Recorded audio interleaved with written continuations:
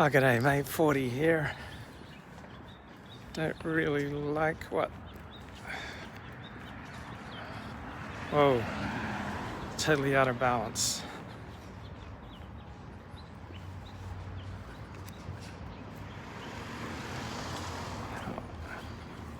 Okay, there we go. So I was just listening to a video by Katie Morton, and it was about your top 12 defense mechanisms. And I was thinking, wow, that really applies to politics as well. That we develop these defense mechanisms against reality, and let's just kind of apply it to politics. So by 9 p.m. West Coast time, November 3, it was pretty clear that Joe Biden was going to be the next president of the United States. So by midnight East Coast time, 9 p.m. on the West Coast, it was clear that Biden was going to win the 2020 presidential election. So yet, for probably the next 3 days, I still clung to the notion that Trump could pull it out. So I was living in denial of reality. So what the heck was going on there? So she just gave this talk on YouTube, Katie Morton, K-I-T-I, on your top 12 defense mechanisms. So number one's denial, right? So I was in denial for about 72 hours, about 3 or 4 days, that Joe Biden was going to be the next president of the United States. So people with addictions spend a lot of time in denial. People are gambling because they need the excitement, right? They're living in denial. I had people who told me for years that I might be a sex and love addict, and I just deny that. So now I don't have a problem. Or if you have, 4 or more beers every night, you probably got a drinking problem.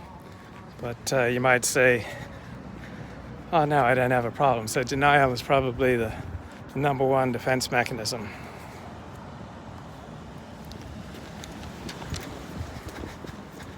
Right, so Joe Biden is scheduled to be sworn in as the next president of the United States, January 20th. And if you deny that, right, you're living in denial of reality. So let's see, nope, I don't like it that way, yeah. All right, so denial is probably our number one defense mechanism.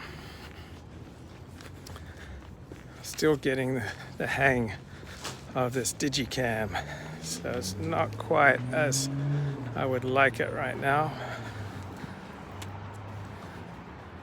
Okay, so that's common defense mechanism. Denial that we're under-earning. Denial ain't just a river in Egypt. So denial that we have a problem, denial that parts of our life aren't manageable. All right, so these are really common mechanisms. I don't think more needs to be said on denial. All right, that's just obvious. So certain things are happening. Right, so the Dallas Cowboys, I'm a Dallas Cowboys fan, have a 5% chance of making the playoffs this year. Right, so if I think that they've got a good chance of making the playoffs this year, then I am in denial. Okay, let's see, how do we, oops, nope.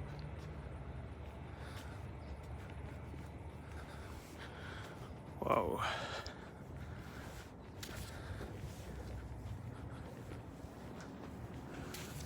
All right, second one is displacement. So if you get mad that Joe Biden won the 2020 presidential election and you don't want to deal with your anger about Trump's loss, then you'll look to displace your anger or anxiety on other people. Like people that you can reach either through social media or in your real life.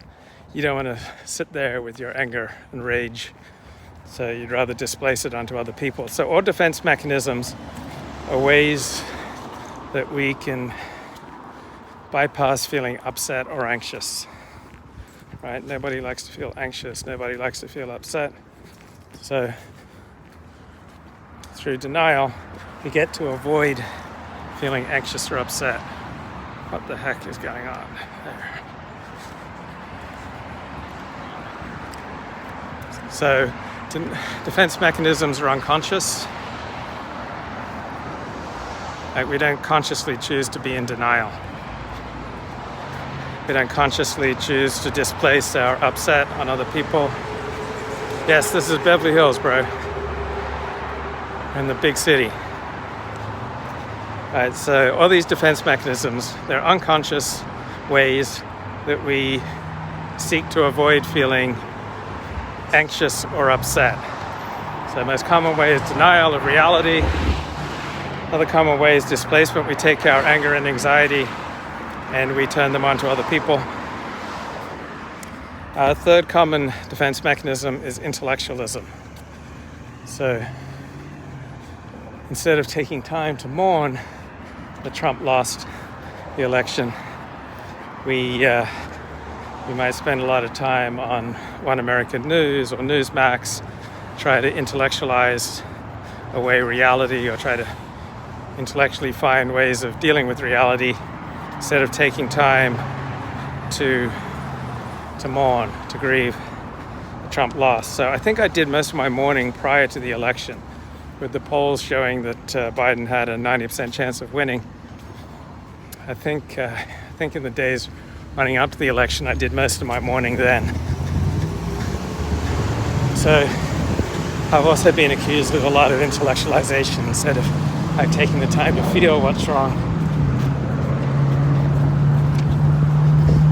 I just try to theorize, understand it.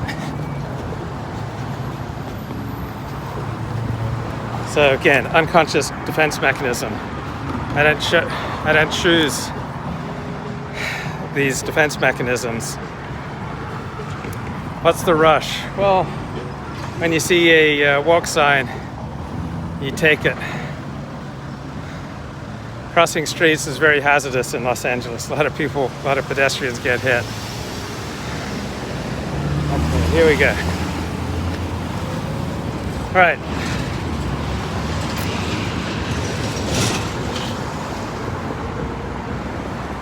Next, repression. You're very unimpressed with Beverly Hills. I'm sorry it's letting you down, bro. So, repression, I see a lot is people announcing I'm post-political. Okay, if you're watching politically oriented live streams, you're not post-political. If you're on social media tweeting and commenting about politics, you're not post-political. If you're listening to syndicated talk radio, you're not post-political. If you're reading the news or watching the news, you're not post-political. So a lot of people are trying to deal with the election by saying, oh, I'm post-political. And I just don't think that's living in reality. I'm post-political. Like, if you're really post-political, then you're going to get off social media. If you're really post-political, oh, I don't like how this is slanted. Right? But this is a coping mechanism that's unconscious, right?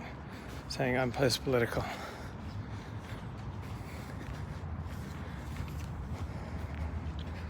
Or, I don't care. Yeah, obviously I don't care about politics, or I'm not watching the news anymore, when you clearly are still watching the news. These are all coping mechanisms.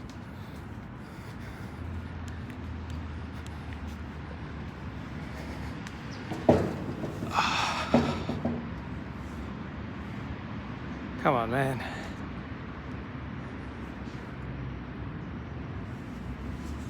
All right. So, repression is not admitting what is truly important to you. So, claiming that you're post-political, claiming you don't care about politics anymore.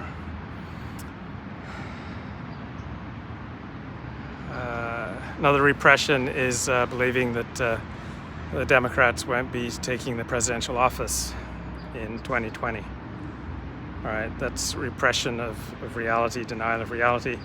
Then there is projection. So what mechanism is Christy Smythe employing? Yeah, that's a fascinating story. I just read that today. So Christy Smythe has fallen in love with the farmer bro. Is it Martin Shkreli? Yeah, a lot of people are saying. Yeah, there's a famous conspiracy theory way of thinking. A lot of people are saying. So Christy Smythe, yeah, she left her husband, and she's taken out with Martin Shkreli, and he doesn't seem to have a really good track record. So where would she leave her husband? She lost her job with Bloomberg News. She's become obsessed with Martin Shkreli. So obviously he's meeting some needs in her. Like he's providing some form of excitement that she wasn't getting elsewhere.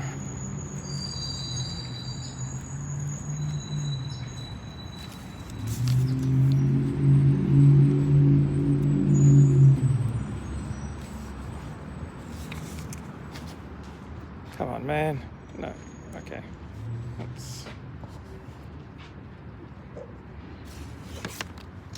How do we turn this around? She still believes in him. All right, so projection is, the elites hate us and want us dead. And really what's going on is that you're maybe struggling with your own desire to hate other people, hate other groups, and want them dead. So instead of dealing with your own genocidal impulses, you project them onto others. Is Martin Shkreli out of jail? No, he's still in jail. But she's fallen in love with the guy in jail. She's never even had sex with him. But she left her husband for him. Okay, overcompensation. So if you don't have a love life, then you might spend a lot of time live streaming. Or if you don't have a love life, you might really get into your work or your meditation or extreme exercise.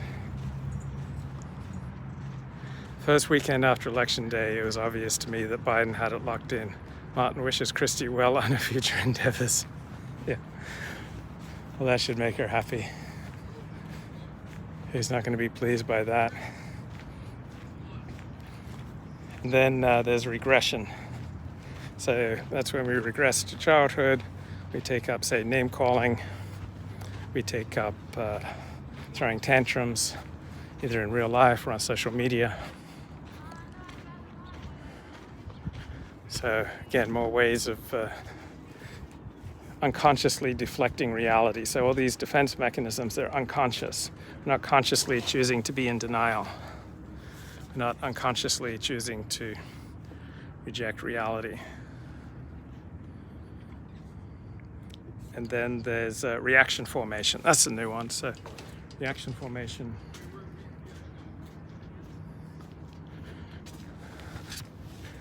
Reaction formation is when we try to form the very opposite of what we're really feeling. So if you're in grade school and you really like someone, you're really mean to them because you're trying to practice the exact opposite. Yeah, women love their super confident bag boys, except at Trump's defeat when the liquor store in Manhattan took their plywood down about 10 days later. So reaction formation is when we not the same bleachers, different bleachers. So reaction formation is when we're trying to form the very opposite of what we're really feeling. So I like that term, reaction formation. So if we really want a temperature's about 72 degrees. So if we really wanted, say, some promotion at work and we didn't get it, then if we tell people, oh, I don't care, Or if we tell people, I don't care about politics, then we're employing reaction formation. We're trying to create the very opposite of what we're really feeling. That's one of the dead giveaways when the Prime Minister of Greater Ally congratulated Biden. Why would anyone move out of Southern California?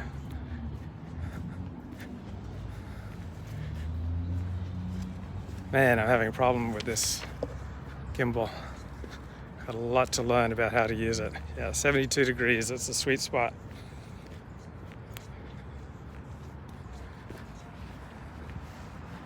Okay, then there is sublimation. So instead of dealing directly with what's upsetting us, we just sublimate it. So we may become excessively concerned with work, we may become excessively concerned with religion or with extreme exercise. Judas and Luke should do walk together streams like Big Alaska. So another defense mechanism. Remember, these are all unconscious. So we don't consciously choose to employ these defense mechanisms. So there's disassociation. So if we try to leave reality, that's one form of a defense mechanism. If we try to lose touch with our life, that's depersonalization. So derealization is losing touch with reality. It's a coping mechanism.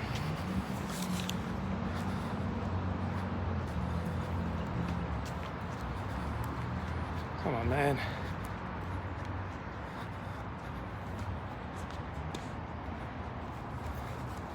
Derealization, that's another term for choosing to lose touch with reality. And depersonalization, where you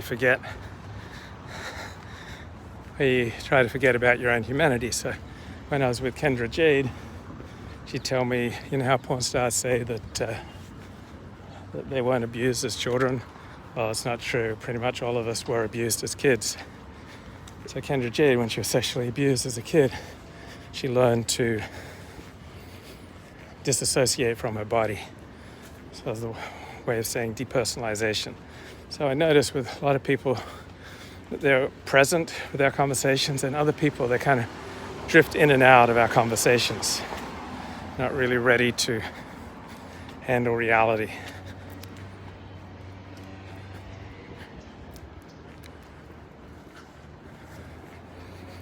Then there's passive aggression.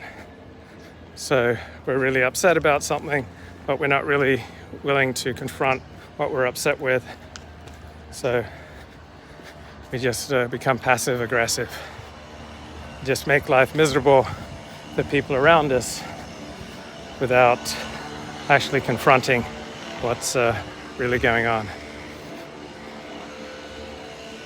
So defense mechanisms, once again, they're all unconscious. To avoid anxiety, we use them to avoid feeling upset, and we use them to avoid feeling disturbed, anything that contradicts our self-image, our understanding of how the world works. We have these unconscious, so we're not consciously choosing to be in denial, we're not unconsciously choosing to displace our anxiety or upset, we're not consciously choosing intellectualization to deal with uncomfortable realities about ourselves or the world around us.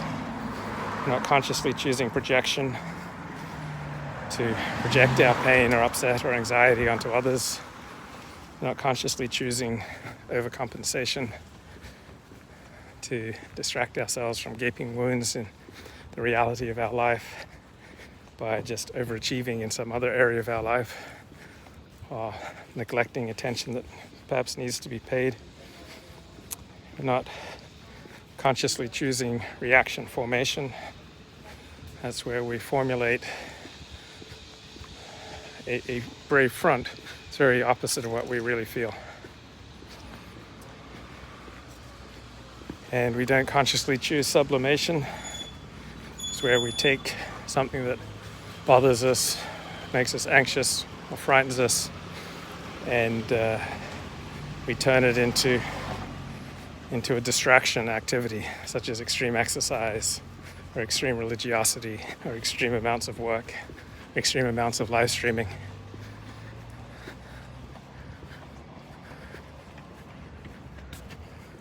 We don't consciously choose to disassociate so that we're no longer present for a conversation.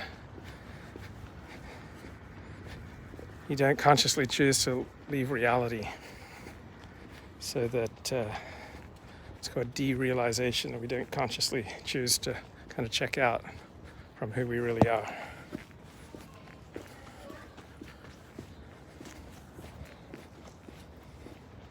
We don't consciously choose to be passive aggressive, where we're afraid to say what's on our mind, what's bothering us, and we're afraid to confront someone who may be causing our pain and upset.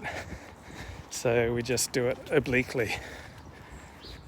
So I love this idea of like these defense mechanisms. We don't choose them. So another defense mechanism could be we unconsciously choose to get sick. We unconsciously choose to get into a minor accident. We unconsciously choose to create drama so that we can avoid dealing with painful realities in our lives, or some painful feeling that may contradict our self-image. So we unconsciously distract ourselves from that by getting sick, getting back pain, getting irritable bowel syndrome, or all these other psychosomatic mind-body diseases.